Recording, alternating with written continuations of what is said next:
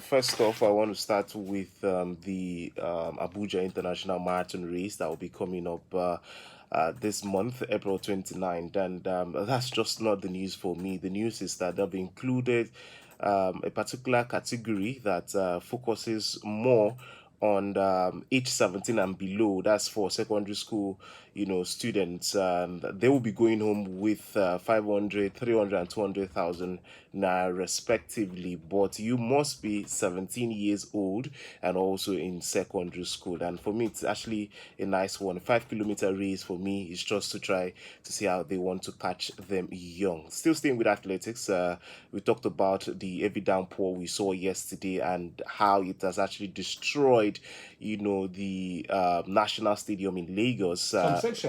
Some section of it, and athletes are actually complaining.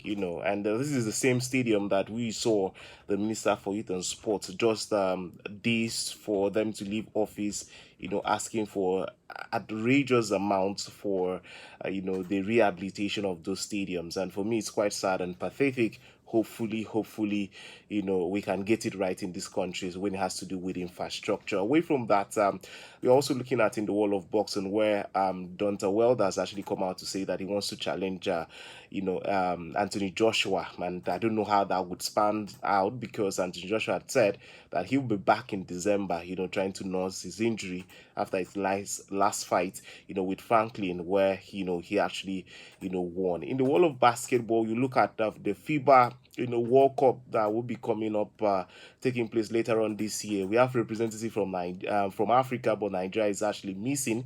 Right? They have the likes of Egypt, South Sudan, Angola, and also Cote d'Ivoire. But you can also wish that they will not be seeded against the likes of USA or Spain right there, because I actually bet that they will not actually survive. But in football, first off, you talked about the World Cup under 20, where Nigeria has been actually placed in a very deadly group, talking about Italy. Right there, you also talk about Brazil and Dominican Republic. For me, it's actually a very tough group. And the Flying Eagles we saw at, at the Nations Cup, I bet if they will actually go past Brazil and Italy. But, you can't actually write off any team in football. Hopefully, let's wait until the start of the World Cup and see how they'll actually fare. And yes, we talked about games we saw yesterday, but in the women's league, where we have the complete teams for the Super Six, I'm happy that yes, we have that concluded. But the sad part is that the Boom Angel is actually relegated, and it's likely that we are likely see another Akwa Ibom team get relegated in the Premier League, where we talk about the likes of Dakada. But it's good to be back here. And for Manchester United fans, all what they have to do is to try to see how to ensure that they maintain the top four position. All right, thank you very much, Jimmy.